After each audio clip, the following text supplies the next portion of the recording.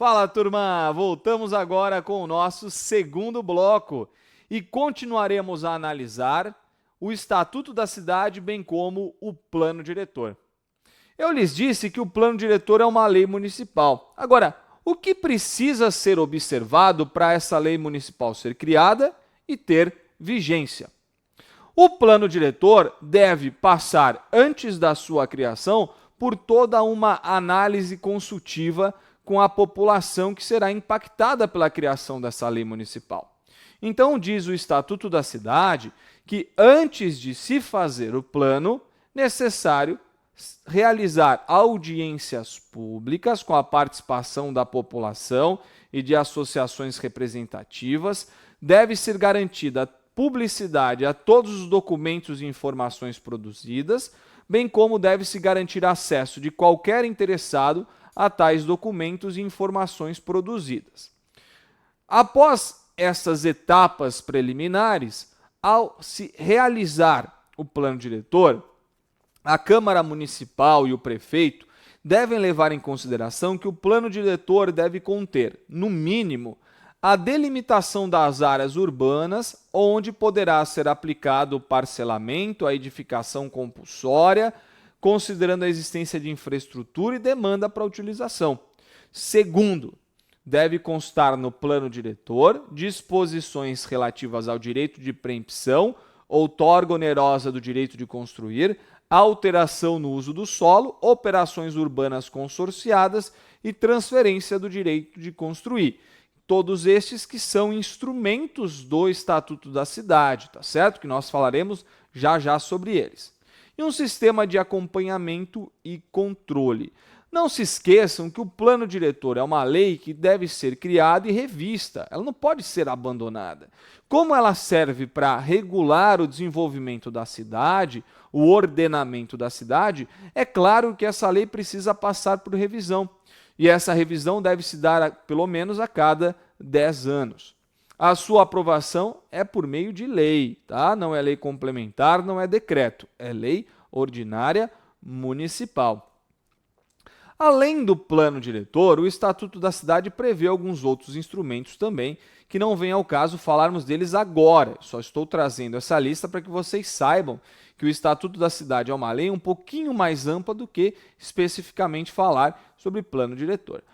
O Estatuto da Cidade traz o zoneamento ambiental, o tombamento de imóveis ou mobiliário urbano como forma de garantir o patrimônio cultural, a instituição de unidades de conservação, o estudo de impacto ambiental e o estudo prévio de impacto de vizinhança. Esse que é o EIV, muito famoso, viu? E já foi cobrado em exame da ordem. Por isso mesmo, eu quero aprofundar um pouquinho mais no EIV. O EIA, que é o estudo de impacto ambiental, nós já vimos na aula passada. Agora vamos entender um pouquinho o EIV. Vocês se recordam que o EIA é obrigatório para atividades de grande impacto ambiental, de significativo impacto ambiental? Pois é, o EIA serve para antecipar riscos ambientais.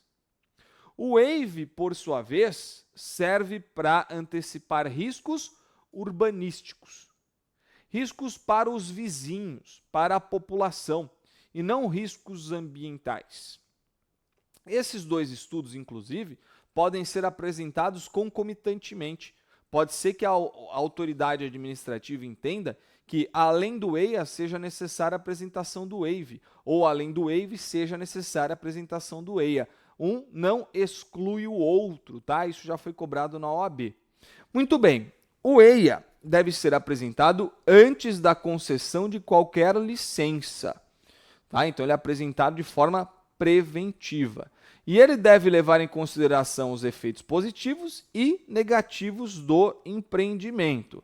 Deve-se trazer nesse estudo de impacto de vizinhança o que aquele empreendimento vai trazer de adensamento populacional, ou seja, quantas pessoas passarão a usufruir ali daquele bairro, dos seus equipamentos urbanos e comunitários, do trânsito, quanto que isso vai impactar no dia a dia daquelas pessoas.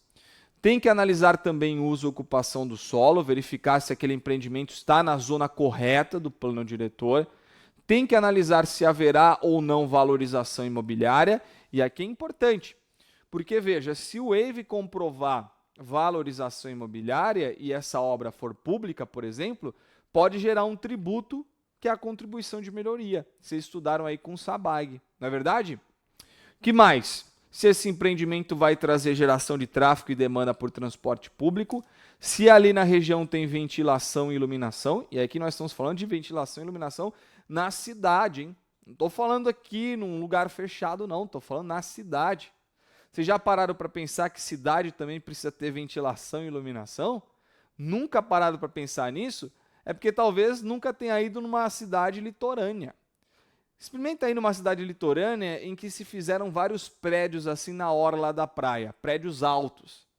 Experimenta ficar atrás desses prédios na cidade, é um calor do cão. O pessoal de Balneário Camboriú, por exemplo, aí sabe muito bem do que eu estou falando. Diversas cidades do Nordeste sofrem com isso também, porque construíram vários prédios na frente, fizeram um escudo, não deixa passar o vento, o cara que mora atrás desses prédios morre de calor.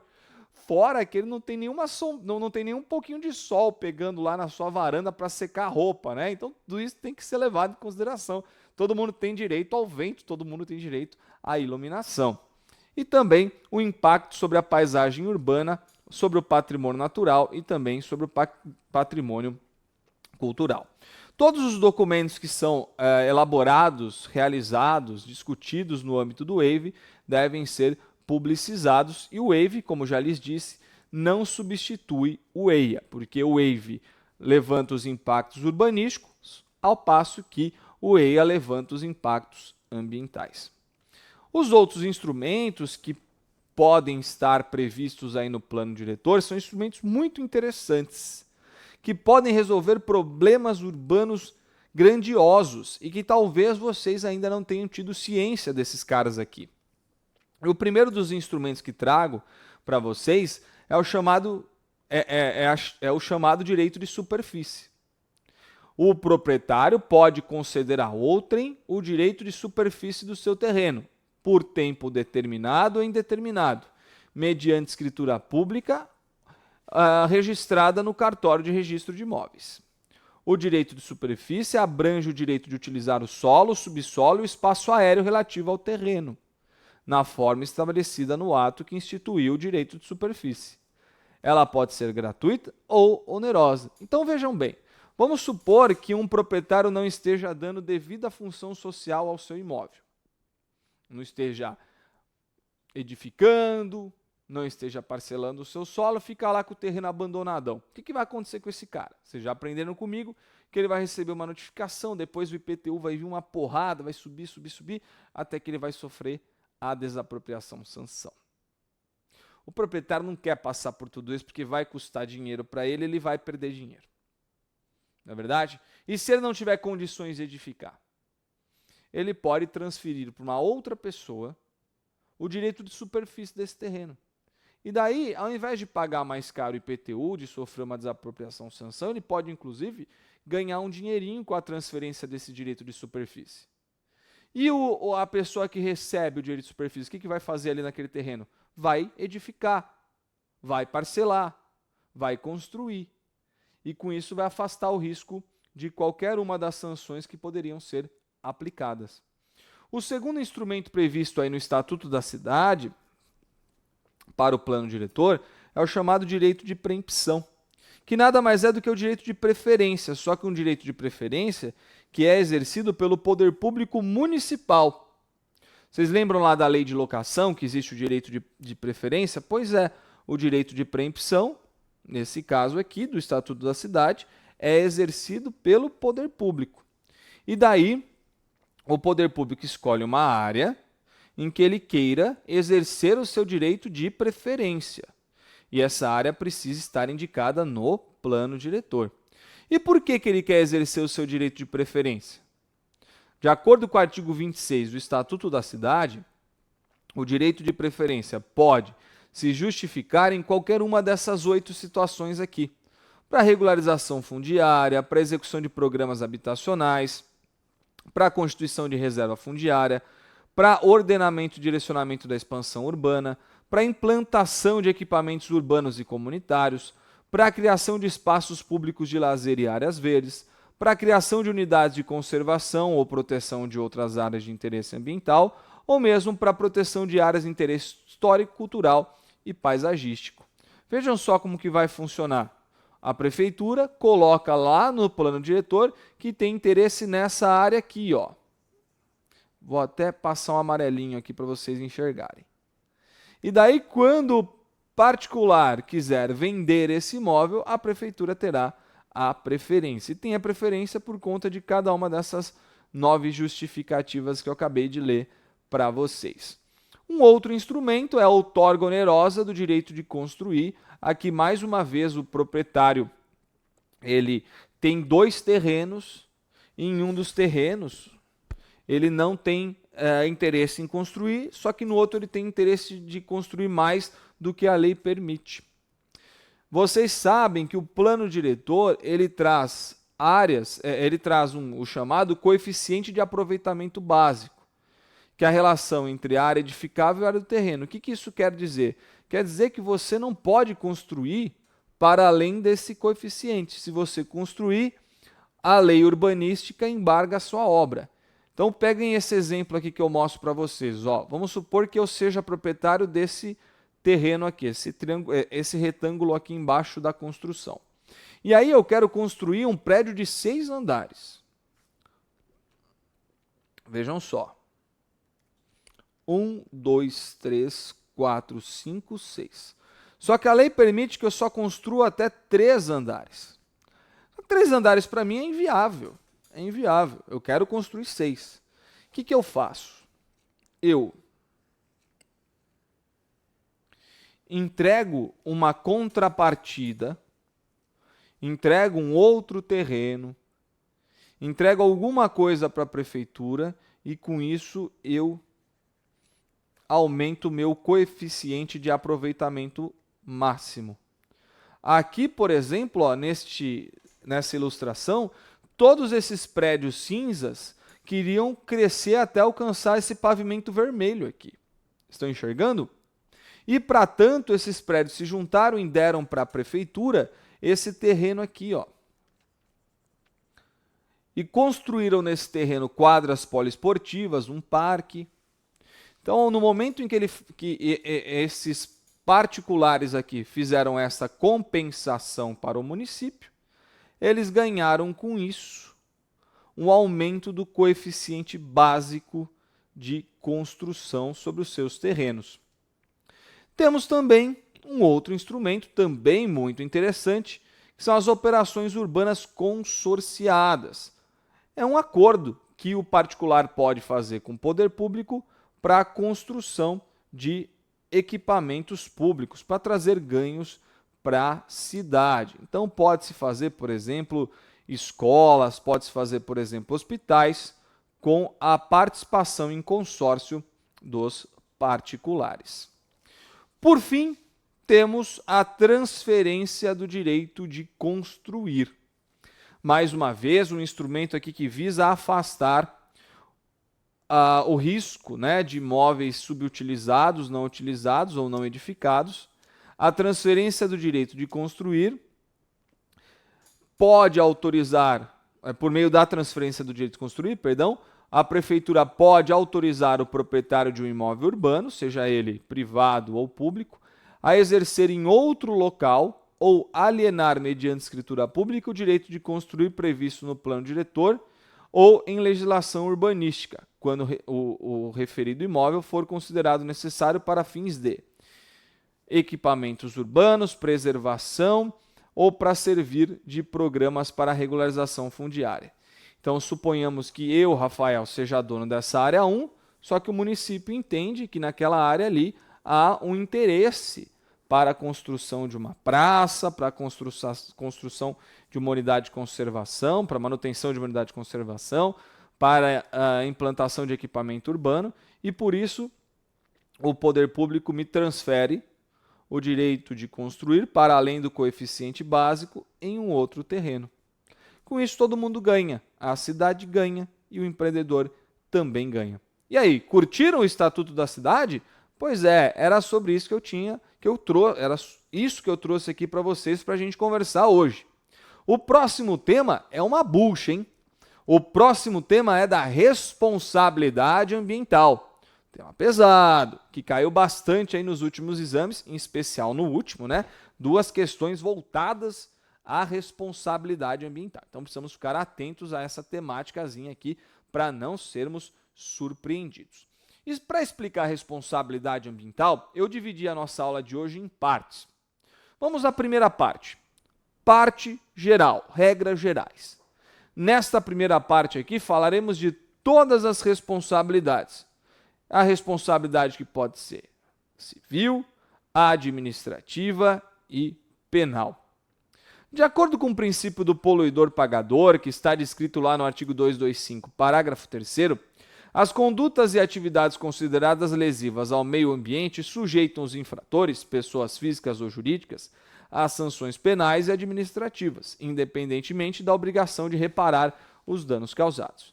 Então, pela análise da Constituição Federal, a gente já consegue perceber que há 3 esferas de responsabilidade ambiental: a esfera penal, a esfera administrativa e a esfera civil. Para você aí que é do Sul, que torce para o Atlético Paranaense, basta lembrar o nome do seu time, ó. Clube Atlético Paranaense, o CAP. O CAP é a fórmula da tríplice responsabilidade em matéria ambiental. Percebam que a Constituição Federal já deixa muito claro que tanto pessoa física quanto pessoa jurídica pode responder por condutas lesivas ao meio ambiente. E também percebam que a Constituição Federal deixa muito claro que essas 3 esferas de responsabilidade são independentes. Tanto a penal, quanto a administrativa, quanto a civil são totalmente independentes. Então vamos supor o seguinte. Vamos supor, isso já aconteceu na nossa jurisprudência, por isso que a gente precisa ficar atento. Vamos supor que o empreendedor, ele causou um dano ambiental. E por conta disso vai responder nas 3 esferas. Quando ele foi convidado a responder na esfera civil, ele faz um acordo, que é chamado de TAC. Aí a pergunta que eu te faço é o seguinte: vocês acham que esse TAC gera efeitos imediatos nas outras 2 esferas? A resposta é não. Quem falou não acertou. Por que o TAC firmado, o acordo firmado na esfera civil, não gera efeitos imediatos na esfera administrativa e penal? Porque elas são esferas independentes. O STJ falou sobre isso há pouquíssimo tempo, hein? Então a gente precisa ficar atento que pode ser cobrado aí na nossa prova. Para qualquer uma das 3 esferas de responsabilidade, é necessário que seja respeitada a fórmula da responsabilidade, que muitos de vocês já conhecem, né? Porque é a mesma fórmula da responsabilidade penal, civil. Ela diz o seguinte: responsabilidade é igual dano mais nexo mais autoria. Então, para que esteja configurada a responsabilidade de alguém, seja esse alguém pessoa física ou pessoa jurídica, sempre precisará ficar comprovado nos autos o dano, o nexo e a autoria. O nexo nada mais é do que a ligação entre o dano e a autoria, tá bom? É o chamado nexo de causalidade. Quem que se inclui aqui no conceito de autor do dano ambiental? É o que a gente chama de poluidor. De acordo com o artigo 3º, inciso 5º da Lei 6938 de 81, poluidor é a pessoa física ou jurídica de direito público ou privado que seja responsável direta ou indiretamente por atividade causadora de dano ambiental. Então, o poluidor pode ser tanto pessoa física quanto pessoa jurídica de direito público ou privado, que agiu de forma direta ou indireta para a ocorrência do dano. Ora, se sabemos quem pode ser o autor, precisamos ver agora o que é o dano ambiental. E o conceito de dano ambiental, turma, não é dos mais fáceis. Aqui no material de vocês, trouxe até algumas posições doutrinárias para que vocês tenham ciência, mas o que você precisa saber especificamente é que o STJ reconhece no dano ambiental uma dupla faceta.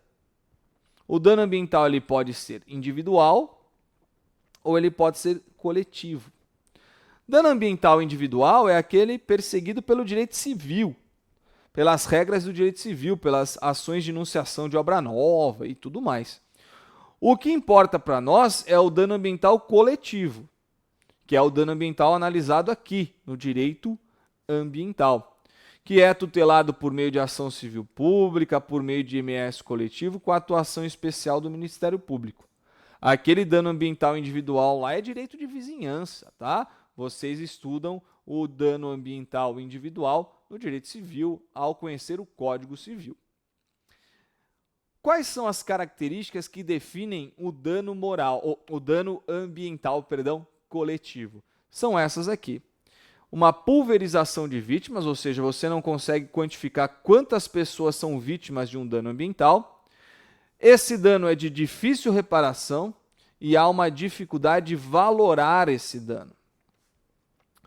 Diante de um dano ambiental com essas características, aí a gente fala na aplicação da responsabilidade. A responsabilidade que pode ser civil, administrativa ou penal. Vamos começar a análise do tema da responsabilidade por meio da responsabilidade civil. Esta que tem fundamento na Lei 7347 de 85, que é a Lei da Ação Civil Pública, e na Lei 6938 de 81, que é a Política Nacional de Meio Ambiente, já uma velha conhecida de todos vocês. De acordo com o artigo 14, parágrafo 1º da Lei 6938 de 81, sem obstar a aplicação das penalidades previstas nesse artigo, é o poluidor obrigado, independentemente da existência de culpa, a indenizar ou reparar os danos causados. Percebam aqui pela leitura, pela interpretação gramatical do artigo 14, parágrafo 1º, que as obrigações que podem ser aplicadas em face daquele que polui o meio ambiente em sede de responsabilidade civil é indenizar ou reparar, ou seja, pagar em dinheiro ou cumprir uma obrigação de fazer ou de não fazer. Percebam que, pela leitura do dispositivo, essas obrigações são alternativas. Ou se indeniza ou se repara. Ocorre que o STJ, ao apreciar esse dispositivo, diz o seguinte: essas obrigações elas não podem ser excludentes, mas sim devem ser adicionais, com base no princípio da reparação in integrum, ou da efetiva reparação. Então, se nós lermos esse dispositivo aqui, conforme a orientação do STJ, vai ficar assim, ó: sem obstar a aplicação das penalidades previstas nesse artigo, é o poluidor obrigado, independentemente da existência de culpa, a indenizar e, ó como muda o sentido, reparar os danos causados ao meio ambiente. Então, quando vocês fizerem a leitura desse dispositivo, façam com uma visão cumulativa e não com uma visão alternativa.